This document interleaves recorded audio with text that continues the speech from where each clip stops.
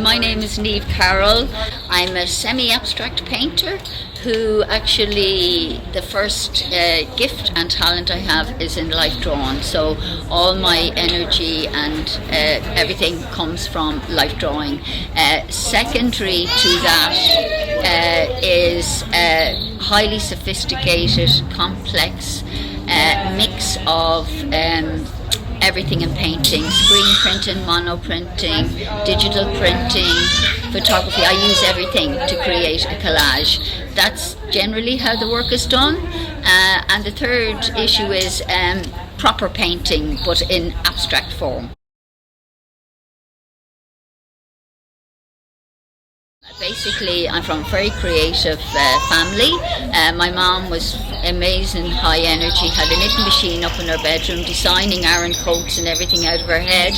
And so very creative house, so it kind of started there. And I've always done art, and I've always been involved in art. But unfortunately, I didn't actually get to be very serious about it until the point I decided to do a BA in IADT in Dunleary, and after that then, fast forward a bit, I ran my own business in after school, primary school, children's art, and that's basically it. Today, how I'm here is I had a health issue just before COVID, maybe 5 months before COVID, and I needed 2 hips replaced, and I couldn't believe that because I'm usually 100% healthy, like I was in a state of shock. So anyway, I felt very vulnerable and I couldn't teach the kids anymore. So an artist friend of mine gave me the best advice she ever gave me. She sat with me and she looked at me and she knew I was very down, and she says, Niamh, you don't need to do anything. She says, go into your studio and paint and see where it leads you. And this is where we are today.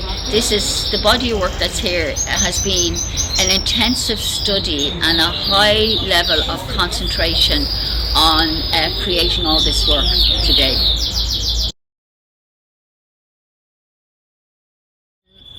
Alberto Giacometti is my number one. I have him on my wall. I love him so much. I go to the galleries to see his work. He's an amazing, incredible artist. Absolutely love him. My number one person to go to. Because I'm a very emotional person and an emotional painter, my next to go to people who I have on my wall is Lucian Freud, and a traditional painter, which is totally opposite to me, but it's the emotion that he can capture is what I look at every day on my wall before I start to paint, is Lucian Freud. And Edward Munch, obviously. Come on, let's look at Scream. How could anybody do that kind of emotion? He does it so well. So I have a painting here that was created this year, and it's actually The Shadowed Self, and that's a good match for Scream. I'm into paint, but I'm not into traditional painting. Things have to be done very fast, no messing around. I don't paint on canvas because I wouldn't have the time.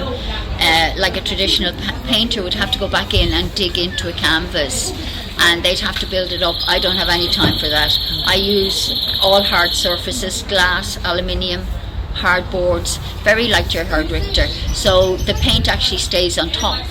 And I'm very particular about paint. I use Michael Harding's, all his paints, because they have a high quality of pigments, so I'm extremely particular about paint. Well, I'm an emotional painter, so when I hit the studio, I hit it with a blast of energy. There is no messing around. Everything is done. Most of these paintings here, except for the collages, they go on for quite a while because I have a motif that I travel in. She's in the collages, and I take photographs outside. I do use photography, but it's all my own. So basically, when I hit the studio, the first thing I do is I have a mirror set up, and I do mirror images of myself, because everything comes from life drawing. So that's how I start my day. And I would start by drawing lots of circles to get everything moving, play music, and once I'm in the zone, my work is very meditative and transcendence. It's like an old Chinese way of doing things. Nothing can ever be perfect, but just go for it.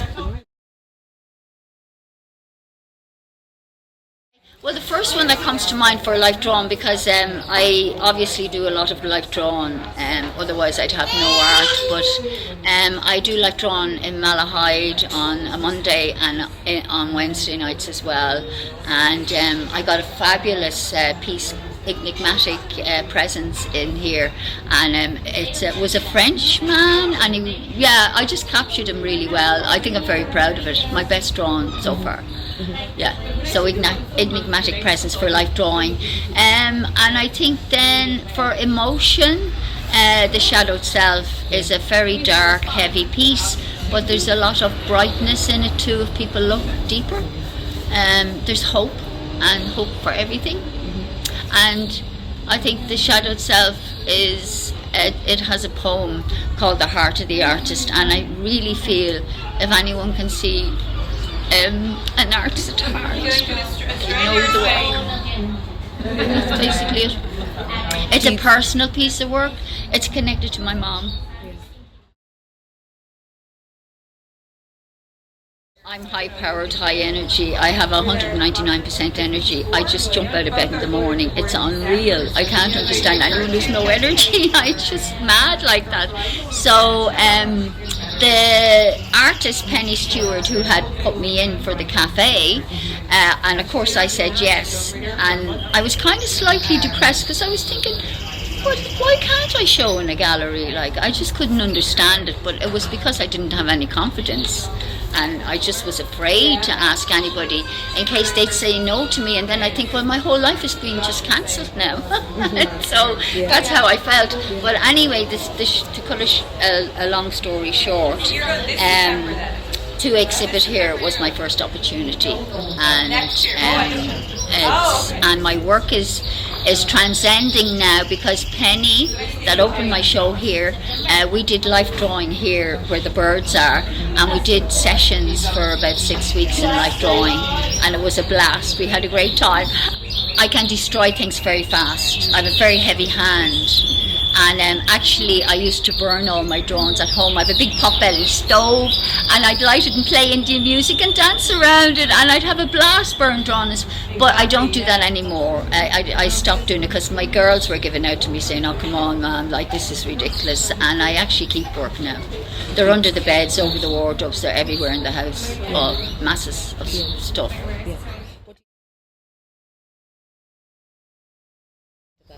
Well, I actually didn't deal with it. That's why I haven't really been out and about. It's a very complex thing. I think maybe, thank God, the younger generations in the colleges now, they get taught business. They get taught a lot more about marketing.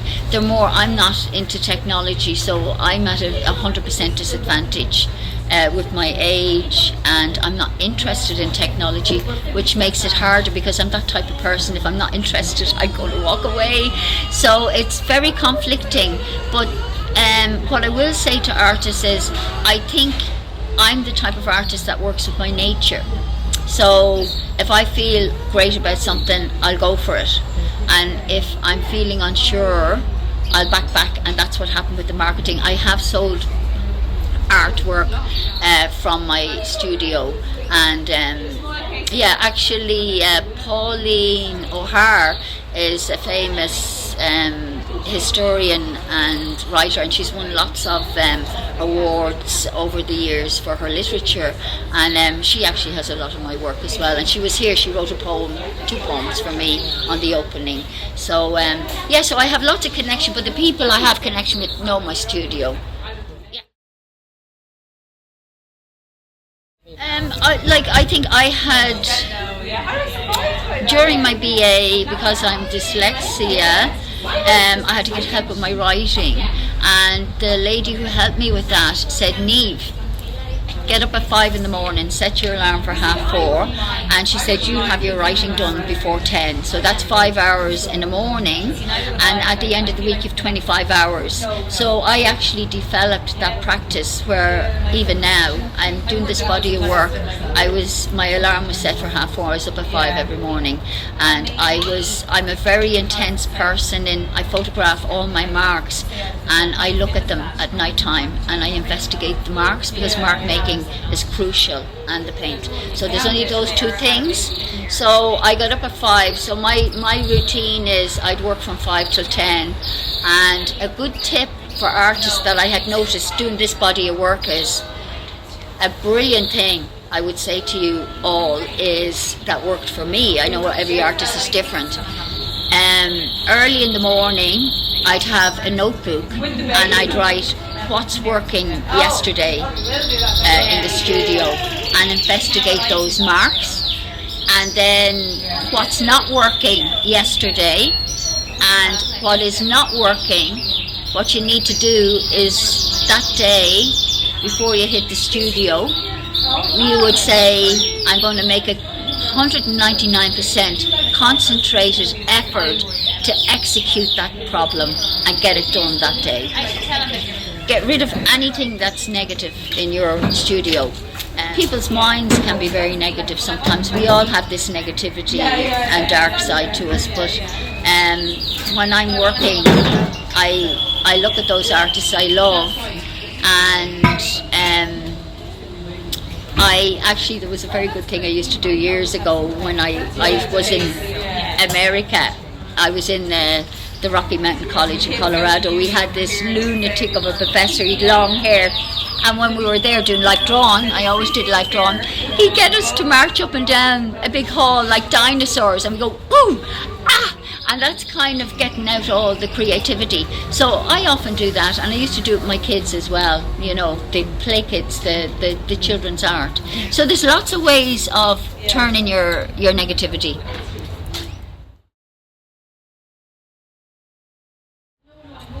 Procrastination is actually very important, because what I discovered is those times you're chilling and walking on the beach, I'm taking photographs.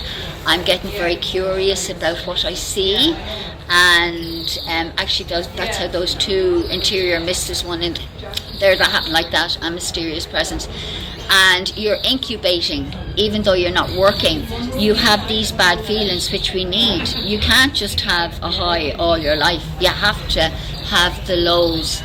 And actually, I think I have it on my artist statement, is there's a time for painting, which is when you hit the studio to do the business, and there's when painting starts, thinking stops, because thinking has nothing to do with painting. It's a doing, and procrastination is a very high positive, because like any time I've gone into the studio, I have new ideas from those 4 weeks of chilling and eating chocolate. And who doesn't want to drink wine and eat chocolate and have hot baths and nice dog walks? Who doesn't want that? I'm interested in space and environment.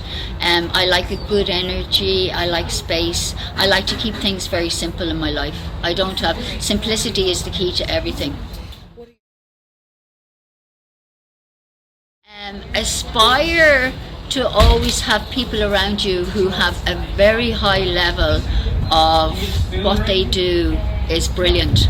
And you need to be with people who are brilliant, because you don't want to be with people, I don't want to be with people who are like me.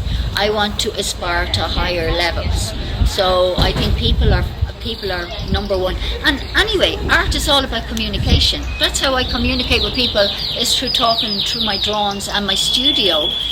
If you want to know me, come to my studio and you'll know the heart of the artist. It's all there.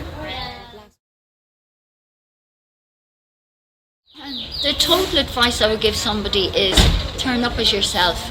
Be 199% yourself.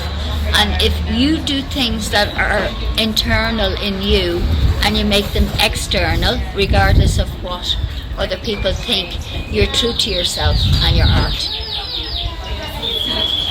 I think that's very important. Yeah.